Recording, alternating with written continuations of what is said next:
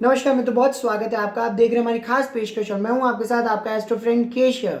Friends, आज हम बात करेंगे ट्राइंगल के बारे में। एक बहुत इंपॉर्टेंट जियोमेट्रिकल डायग्राम जिसको हम श्री यंत्र बोलते हैं, ये भी ट्राइंगल से मिलकर ही बना है। और हमारे ऐसे काफ़ी सारे यंत्र होंगे, श्री यंत्र ही नहीं, ऐसे काफ़ी सारे यंत्र हैं। जो कुबेर यंत्र है वो भी दो ट्राइंगल्स को मिलकर बना है, और ऐसे काफ़ी सारे यंत्र हैं जो ट्राइंगल्स को मिलकर के बने हैं। ट्राइंगल एक इतनी पावरफुल जियोमेट्रिकल फिगर है जिससे आप बहुत सारी चीज़ें मैनिफेस्ट कर सकते हैं। और इसको समझिए, ये बहुत गूढ़ रहस्य है। मैं भी इसको इतना ज़्यादा एक्सप्लेन नहीं कर पाऊंगा, पर मैं जितनी अपनी ज्ञान से, अपनी बुद्धि से आपको जो है बताने का प्रयास करूंगा। श्री यंत्र में 9 ट्राइंगल्स होते हैं, 9 त्रिभुज होते हैं, जिसमें से 4 त्रिभुज पुरुष तत्व को रिप्रेजेंट करते हैं और 5 त्रिभुज जो है स्त्री तत्व को रिप्रेजेंट करते हैं।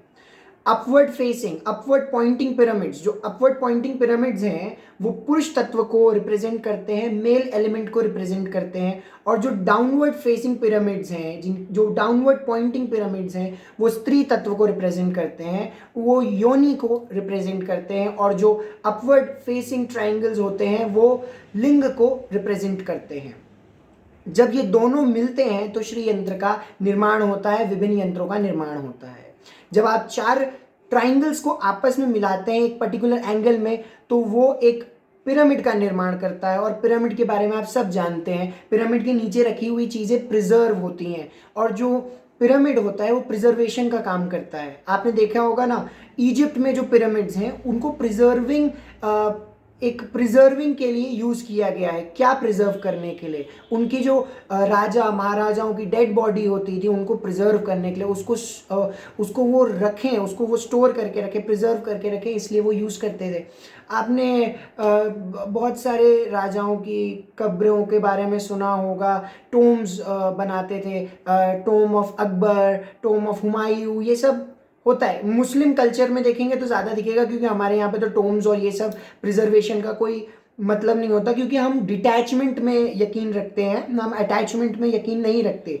और किसी चीज़ को प्रिजर्व करना, किसी कॉर्प्स को प्रिजर्व करना, ये मृत्यु के बाद शरीर को प्रिजर्व करना, ये हमारी संस्कृति नहीं है। तो इस वजह से हमारे यहाँ टोम्स और ये सब चीज़ें नहीं बनाई गई। तो अगर आप देखें, जो पिरामिड ऑफ गीज़ा है वो भी एक टोम है, वो भी एक मकबरा है, उसमें भी प्रिजर्व किया गया है। अभी हम बात कर रहे हैं ट्राइंगल्स के बारे में, और ये ट्राइंगल्स एक बहुत रहस्यमयी चीज़ है। जब हम शक्ति उपासना करते हैं तो शक्ति उपासना में जो तांत्रिक हवन कुंड होता है वो भी ट्राइंगल होता है। नॉर्मली हवन कुंड हम घर में यूज़ करते हैं तो वो स्क्वायर शेप का होता है, या फिर राउंड हवन कुंड भी इस्तेमाल कर लेते हैं घर में, पर ट्राइंगुलर हवन कुंड घर में नहीं इस्तेमाल किया जाता।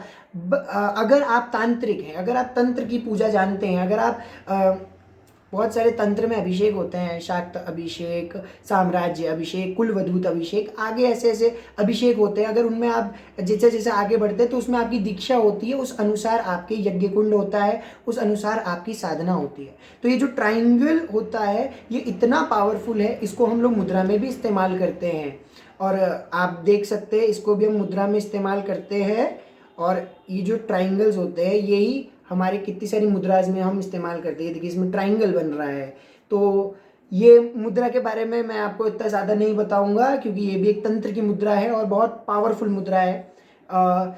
देखिए, पिरामिड एक अलग विषय है। पिरामिड को हम ट्राइंगल से नहीं जोड़ सकते। बहुत सारे लोग, अभी हम चर्चा कर रहे थे तो मैंने ये वीडियो सोचा कि बनाया जाए, क्योंकि पिरामिड होता है प्रिजर्वेशन के लिए और ट्राइंगल होता है किसी चीज़ की एनर्जी को बढ़ाने के लिए।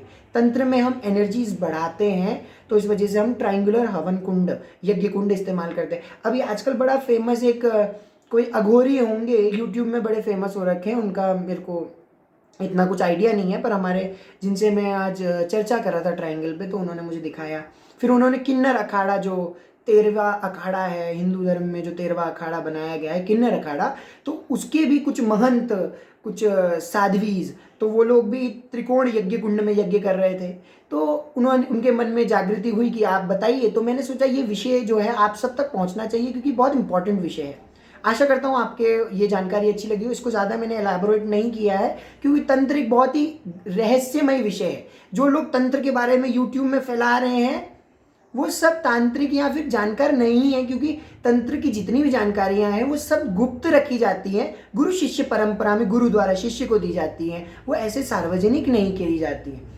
आपको किसी साधना के बारे में बता रहे हैं, पर वो साधना तब तक काम नहीं करेगी जब तक आपको वो किसी गुरु के मुख से नहीं मिलेगी।